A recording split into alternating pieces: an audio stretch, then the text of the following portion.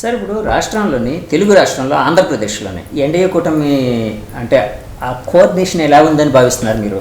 ఎందుకంటే ప్రతి విషయంలో అంటే చాలా విషయాల్లోని టీడీపీ వారు అండ్ జనసేన వారు ఎక్కువగా స్పందన అంటే ఏదో ఒకటి ఆ యాక్టివ్నెస్ కనిపిస్తుంది. కానీ బీజేపీ పరంగా ఎందుకో ఆ యాక్టివ్నెస్ కనిపించట్లేదేమో అని బయట వినిపిస్తూ ఉంది.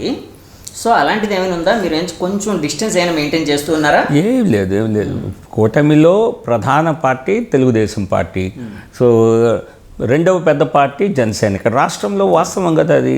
సో కాబట్టి వాళ్ళకు ఉండేటువంటి చంద్రబాబు నాయుడు గారు ముఖ్యమంత్రిగా ఉన్నారు, పవన్ కళ్యాణ్ గారు ఉప ముఖ్యమంత్రిగా ఉన్నారు. సో కాబట్టి న్యాచురల్గా వాళ్ళ విజిబిలిటీనే ఎక్కువ ఉంటుంది.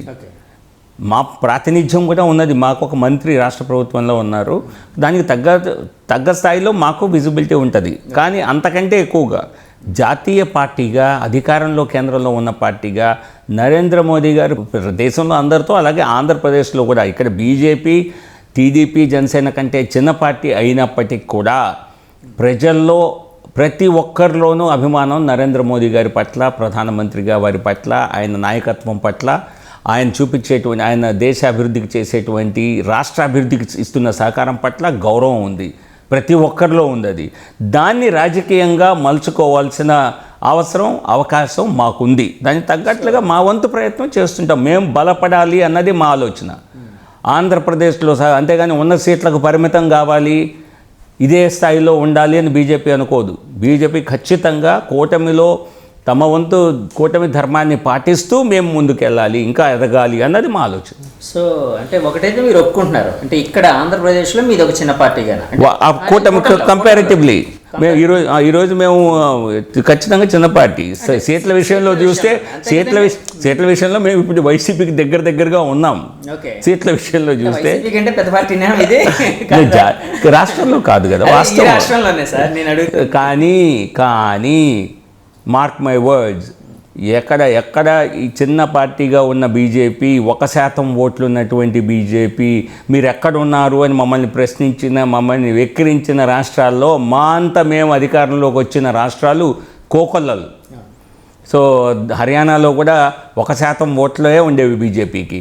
దాన్ని ఏ స్థాయికి తీసుకెళ్ళామో తెలుసు. 3వసారి అధికారంలోకి వచ్చిన పార్టీ బీజేపీ, 3వసారి సొంత మెజారిటీతో హ్యాట్రిక్. ఇది సాధ్యమా? ఇది అస్సాంలో ఒకప్పుడు బీజేపీ లేదు, అటువంటి అస్సాంలో కూడా మరి 2 సార్లు గెలిచాం, 3వసారి గెలవబోతున్నాం. సో అనేక మహారాష్ట్రలో ఒకప్పుడు జూనియర్ పార్ట్నర్గా శివసేనకు ఉండేటువంటి బీజేపీ ఈరోజు మా అంతా మాకు మెజారిటీ ఉంది. మేము అలయన్స్ పార్ట్నర్స్తో కూటమి ధర్మాన్ని పాటిస్తూ మేము భాగస్వామ్యం చేసుకొని ముందుకెళ్తున్నాం తప్పితే మా అంతా మాకు మెజారిటీ వచ్చే స్థాయికి మహారాష్ట్రలో ఎదిగాం. సో కాబట్టి ఏ రాష్ట్రంలో అయినా క్రమేపీ ప్రతి రాష్ట్రంలోనూ బీజేపీ ఎదగాలి, బీజేపీ ఎజెండాతో ముందుకు వెళ్ళాలి, బీజేపీ నాయకత్వ బలంతో మేము ఇక్కడ స్థానిక ప్రజల్లో బీజేపీ పట్ల ఆకర్షణ పెంచాలి అన్న లక్ష్యంతో ప్రతి రాష్ట్రంలో వెళ్తాం. ఆంధ్రప్రదేశ్లో ఎటువంటి మినహాయింపు లేదు సార్. కానీ ఆంధ్రప్రదేశ్కి సంబంధించి ఒక ఆలోచన అయితే చాలామందిలో చెప్తూ ఉంటారండి. బీజేపీ అనేది ఒంటరిగా ఎప్పుడు ఇక్కడ అంటే ప్రభుత్వాన్ని ఏర్పాటు చేసే పరిస్థితి ఉండకపోవచ్చు, అంటే రాదు అని అంటారు. అంటే నేను రాదు అని నేను అనలేను, ఎందుకంటే ప్రాబిలిటీస్ ఉంటాయి కాబట్టి నేను కాదు అని అనలేదు. కానీ చాలామంది అంటూ ఉంటారు, అంటే ఈ బీజేపీ అనేది అంటే ఇక్కడ ఉండే పరిస్థితులకు తగ్గట్టు కొన్ని సీట్లు, కొన్ని ఓట్లు ఇలాగే నడుస్తూ ఉంది, కానీ ఒంటరిగా ఎదిగే అవకాశం లేదు అని అంటూ ఉంటారు. దీన్ని మీరు సపోర్ట్ చేస్తున్నారా? నేను సపోర్ట్ చేస్తా. వాళ్ళ ఆలోచన అది, ఎవరి ఆలోచన ప్రకారం వాళ్ళు ఉండొచ్చు. బీజేపీ ఎప్పటికీ కేంద్రంలో అధికారంలోకి రాలేదు అని చాలామంది అనుకున్నారు. వాళ్ళ అజ్ఞానులని తర్వాత వాళ్ళకే అర్థమైంది. బీజేపీ సొంత బలంతో కేంద్రంలో ఎప్పుడూ ప్రభుత్వాన్ని ఏర్పాటు చేయలేదని మహామహులు మాట్లాడారు, టాప్ జర్నలిస్టులు మాట్లాడారు, పత్రికేయులు మాట్లాడారు, పొలిటికల్ లీడర్స్ మాట్లాడారు. అందరూ మట్టి గరుచుకున్నారు. కేంద్రంలో 2 సార్లు 282, 303 స్థానాలతో వచ్చాం. ఈసారి కూటమిలో కలిసి 3వసారి అధికారంలోకి వచ్చాం. సో ఎవరి ఆలోచనలు వారివి. వాళ్ళతో ఏకీభవించాల్సిన అవసరం మాకేంటి, మేము ఎందుకు ఏకీభవిస్తాం? కానీ సార్ ఇక్కడ కూటమిలో ఉండేటప్పుడు పొత్తు ధర్మం అనేది నేను చెప్పా కదా, పొత్తు ధర్మాన్ని పాటిస్తూ వచ్చే 5 సంవత్సరాల్లో బీజేపీ బలాన్ని పెంచుకోవాలి అన్నది మా లక్ష్యం. అంటే అది ఏ విధంగా సాధ్యం? అది మాకు వదిలేసేయండి.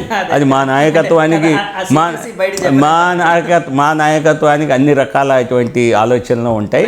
మేము ఉన్నదానికే పరిమితమై ఉండాలని అనుకోవటం లేదు, ఎప్పుడు అనుకునే మనస్తత్వం బీజేపీది కాదు. సో అందుకే ఇక్కడ యాక్చువల్గా బీజేపీ అధ్యక్షురాలు ఎవరైతే ఉన్నారో ఇప్పుడు అధ్యక్షురాలు పురంధేశ్వర్ గారు, ఆవిడని మార్చే అవకాశం ఉంది, కొత్త అధ్యక్షుని తీసుకొని రాబోతున్నారు ఆంధ్రప్రదేశ్లో అని వినిపిస్తుంది. ఇలాంటి ఆలోచనలతోనైనా ఇటువంటి అనేక మీడియా వార్తలు నడుస్తూ ఉంటాయి. ఇప్పుడు దేశవ్యాప్తంగా Bharatiya Janata party organisation elections జరుగుతున్నాయి. బూత్ స్థాయి నుంచి మండల స్థాయి, జిల్లా స్థాయి, రాష్ట్ర స్థాయి, జాతీయ స్థాయి వరకు ఎన్నికలు జరుగుతున్నాయి. ఆ భాగంగా ఇక్కడ కూడా ఎన్నికల ప్రక్రియ ఇంకా పూర్తి కావాల్సింది. జిల్లాల్లో మేము దాదాపుగా అన్ని జిల్లాల్లో జిల్లా అధ్యక్షుల్ని మధ్య ఎన్నుకోవటం జరిగింది. మళ్ళీ అలాగే రాష్ట్రంలో కూడా ఒక రాష్ట్ర అధ్యక్షులు ఎన్నుకోవాలి. వారే మళ్ళీ కొనసాగుతారా, కొత్త వారు వస్తారా, ఇదంతా కూడా పార్టీ నాయకత్వం డిసైడ్ చేసేటువంటి అంశం. అంతేగాని తొలగిస్తున్నారు, తీసేస్తున్నారు, ఇదంతా కూడా మీడియా సృష్టి, మీడియా వార్తలు తప్పితే ఇది ఎన్నికల ప్రక్రియ జరుగుతోంది. ఈ ఎన్నికలో మళ్ళీ కొనసాగించే అవకాశం ఉంది, కొత్త వారు వచ్చే అవకాశం ఉంది. ఎవరిని, ఏ నాయకుడిని ఎలా ఉపయోగించుకోవాలి అన్నది మా పార్టీ యొక్క ఆలోచన. ప్రతి ఒక్క ప్రముఖ నాయకుడిని, ప్రతి ఒక్క నాయకురాల్ని సముచితంగా వారికి అవకాశం కల్పిస్తూ వారి ద్వారా పార్టీకి లాభం, పార్టీ ద్వారా వారికి కెరీర్ గ్రోత్ ఉండేలా చూసేది పార్టీ బాధ్యత. అంతేగాని దీనిలో ఇటువంటి మీడియా వార్తల్ని సీరియస్గా తీసుకోవాల్సిన అవసరం లేదు. సార్ ఇక్కడ అంటే మీ అభిమానులు చాలామంది అంటూ ఉన్నారు, అంటే కొన్నిసార్లు కొంతమంది విన్నాను, కాబోయే ఆంధ్రప్రదేశ్ రాష్ట్ర అధ్యక్షులుగా కాబోయేవారు జీవీఎల్ నరసింహారావు గారు అనే మాట కూడా వినిపిస్తుంది. మీరు రేసులో ఉన్నారండి? లేదు, ఇక్కడ రేస్ అన్నదే లేదు. నేను చెప్పా కదా, జాతీయ నాయకత్వం రాష్ట్రంలో ఉన్న పరిస్థితుల్ని అనుగుణంగా మరి ఏ విధంగా ముందుకు వెళ్ళాలి, వచ్చే 3 సంవత్సరాల్లో ఎవరి సారథ్యంలో వెళ్ళాలి, దానివల్ల అంతిమ లక్ష్యం వల్ల పార్టీని బలోపేతం చేయటం, పార్టీని బలాన్ని పెంచుకోవటమే. దానికి ఎవరు ద్వారా అవుతుంది. అంతేగాని మేము ఇక్కడ రేస్ అనేదే లేదు. ఆ ఆలోచనతో కానీ ఆ ప్రయత్నాల్లో కానీ నేను లేను. ఖచ్చితంగా మా జాతీయ నాయకత్వం ఒక నిర్ణయం చేసుకుంటుంది. ఉన్న వారిని కొనసాగించాలా, కొత్త వారిని పెట్టాలా, ఉన్నవారికి ఎటువంటి సముచిత స్థానం కల్పించాలి, అందరినీ రాష్ట్ర బీజేపీ అభివృద్ధికి ఏ విధంగా ఉపయోగించుకోవాలి అనేది ఒక పొలిటికల్ నిర్ణయం. ఈ పొలిటికల్ పార్టీ అయిన తర్వాత లక్ష్యాలు, మరి నేను చెప్పే కదా ఇక్కడ పెరగాలి అన్నది మా లక్ష్యం అని. ఏ విధంగా పెరగాలి అన్నదానికి నాయకత్వం వారి సరైన పెరగడం అనేది ఓట్ల పరంగా పెరగడమా, సీట్ల పరంగా పెరగడమా? ఎందుకంటే సీట్ల పరంగా పెరగాలి అంటే మీది పెద్ద జాతీయ పార్టీ కాబట్టి కొంచెం గట్టిగా పట్టుబట్టి ఎక్కువ సీట్లు సంపాదించవచ్చు. సీట్లు పెరిగితే ఓట్లు పెరుగుతాయి కదా, సీట్లు పెరిగి ఓట్లు పెరగకుండా ఓట్లు తగ్గితే సీట్లు పెరుగుతాయా? కాదు, అన్ని రెండు ఒకే స్థాయిలో వెళ్తాయి. అది ఇంకా సమయం ఉన్నది ఆంధ్రప్రదేశ్లో. కానీ బీజేపీ అన్నది అభివృద్ధి చెందాలి, బీజేపీని ఇంకా బలోపేతం చేయాలి అన్నటువంటి బలమైనటువంటి కోరిక భారతీయ జనతా పార్టీ జాతీయ నాయకత్వంలో ఉన్నది. ఆంధ్రప్రదేశ్తో సహా బలాన్ని పెంచుకోవటమే మా లక్ష్యం.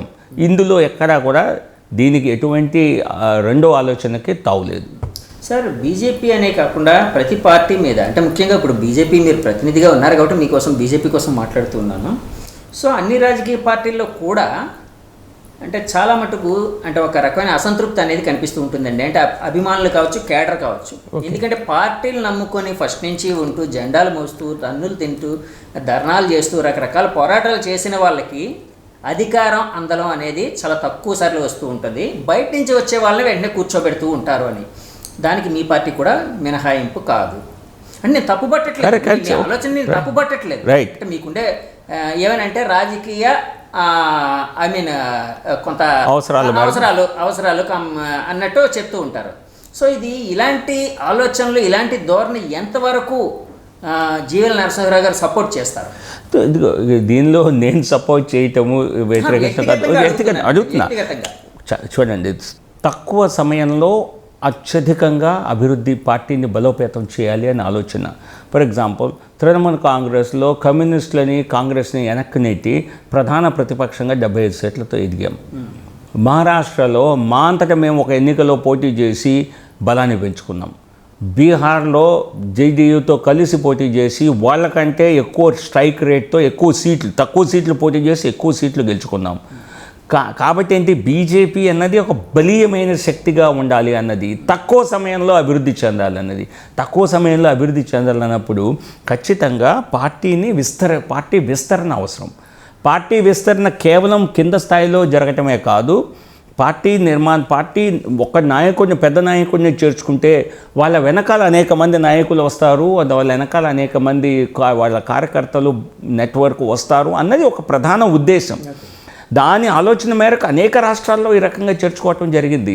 చేర్చుకున్న చోటల్లో చాలా మేరకు కొద్ది రాష్ట్రాల్లో పనిచేసి కొద్ది స్థానాల్లో చేసి ఉండకపోవచ్చు, కానీ ఎక్కువ బీజేపీ తక్కువ సమయంలో ఇంత బలీయమైన శక్తిగా దేశంలో ఎదగటంలో అది కూడా ఒక ఖచ్చితమైన పాత్ర పోషించింది. అంటే బీజేపీ బలీయమైన శక్తిగా ఎదగడంలో బీజేపీ పాత్ర కాకుండా అన్ని పార్టీల నుంచి వచ్చిన వాళ్ళ పాత్ర కూడా గెలిచింది బీజేపీనే. అక్కడ అస్సాంలో బీజేపీ ఎదుగుదలకి కొన్ని కారణాలు ఉన్నాయి. దానిలో హేమంత్ బిశ్వ శర్మ అనే కాంగ్రెస్ నాయకుడిని తీసుకొచ్చి బీజేపీలో చేరి ఒక బలమైన శక్తిగా ఎదిగాడు. ఆయన ద్వారా కనెక్టివిటీ ఉంది కాబట్టి మిగతా ఈశాన్య రాష్ట్రాల్లో కూడా భారతీయ జనతా పార్టీ చాలా త్వరగా అనేక రాష్ట్రాల్లో అధికారంలోకి వచ్చింది.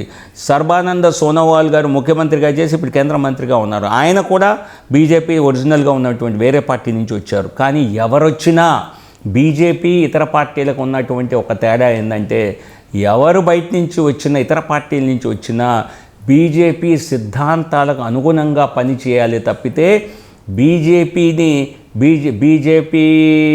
సిద్ధాంతానికి వ్యతిరేకంగా ఎవరు ఇక్కడికి వచ్చినా నిలదొక్కోలేరు, ఉండలేరు, కొనసాగలేరు, వాళ్ళే వెళ్ళిపోవాల్సి వస్తుంది. కానీ సాధారణంగా ఇప్పుడు అంతా వన్ వే ట్రాక్.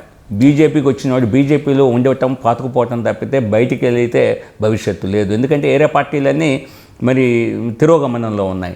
సో కాబట్టి బీజేపీ మోదీ గారి నాయకత్వంలో తిరుగులేని పార్టీగా బీజేపీ ఎదిగింది. సో కాబట్టి ఆయన నాయకత్వాన్ని, బీజేపీ పటిష్టతను మేము వాడుకునే సమయంలో ఇతర పార్టీల నుంచి వచ్చిన వారిని కూడా వారి స్ట్రెంగ్త్ని యాడ్ చేసుకోవడం కోసం తీసుకుంటున్నాం. నేను ఈ క్వశ్చన్ అడగడానికి కారణం అవుతుందండి. అంటే బీజేపీలోకి వచ్చిన సుజనా గారి పేరు కూడా ఈ మధ్య తెలుగు రాష్ట్రంలో ఆంధ్రప్రదేశ్ బీజేపీ రాష్ట్ర అధ్యక్షుడు దాంట్లో రేసులో ఏదైతే ఉందో కొన్ని పేర్లు వినిపిస్తున్న దాంట్లో సుజనా గారి పేరు కూడా ఉంది, సుజనా చౌదరి గారి. సో ఈ విధంగా బయట వాళ్ళని కూడా, అంటే వాళ్ళు మీకు లాయల్గా, అంటే మీ సిద్ధాంతాలకు లాయల్గా ఉండేటప్పుడు వాళ్ళని అధ్యక్షులు చేయడం అనే దాంట్లో మీకు ఎలాంటి అభ్యంతరం లేదు అన్నది మీ ఆలోచన, అంతే కదండి? బీజేపీ రాష్ట్ర అధ్యక్షుడు ఎవరు అవ్వాలి, కేంద్ర అధ్యక్షుడు అవ్వాలి, దానికి చిన్న నిబంధనలు పార్టీ పెట్టుకుంది. సాధారణంగా 6 సంవత్సరాలు క్రియాశీల సభ్యుడిగా ఎవరున్నా రాష్ట్ర అధ్యక్షుడిగా వారిని చేయొచ్చు. అది సాధారణ నిబంధన. దానికి కూడా వెసులుబాటు కల్పించవచ్చు జాతీయ నాయకత్వం కలుసుకుంటే. అది కూడా హార్డ్ అండ్ ఫాస్ట్ రూల్ కాదు. సో కాబట్టి ఎవరిని మనం రాష్ట్ర అధ్యక్ష బాధ్యతలు ఇస్తే పార్టీ అభివృద్ధి, బీజేపీ అభివృద్ధి బలంగా పెరగటానికి అవకాశం ఉంటుంది అన్నది ప్రధాన ఉద్దేశం, ఇక లక్ష్యం. నేను చెప్పే కదా, అస్సాంలో ముఖ్యమంత్రినే చేశాం, కాంగ్రెస్ పార్టీ నుంచి వచ్చిన ఆయన ముఖ్యమంత్రి అయ్యారు. గత కొద్ది సంవత్సరాలుగా బీజేపీలో అత్యధిక పాపులర్ ముఖ్యమంత్రిగా ఆయన కూడా one of the very powerful chief మినిస్టర్స్గా ఎదిగారు. సో కాబట్టి బీజేపీ నుంచి వచ్చిన వాళ్ళకే బాధ్యతలు ఉంటాయి, ఇతర పార్టీల నుంచి వచ్చిన వాళ్ళకి పదవులు ఉండవు, బాధ్యతలు ఉండవు అంటే ఎందుకు వస్తారండి? సో బీజేపీ ఇన్ఫ్యాక్ట్ వాళ్ళ పట్ల కొంత సానుకూలత చూపిస్తే ఇంకో 10 మంది వస్తారు రేపు. సో దాని కారణంగా ఇతర పార్టీల నుంచి వచ్చిన వాళ్ళకి కొన్ని ప్రధానమైనటువంటి బాధ్యతలు అప్పగించడం జరిగింది. వారు ఎంత సక్రమంగా, ఎంత క్రియాశీలకంగా పనిచేస్తారన్నది చూడాలి తప్పితే, పనిచేస్తే ఎవరైనా ఒకటే పార్టీకి, కొత్త పాత అనేటువంటి విభేదం ఉండే ఆస్కారం లేదు.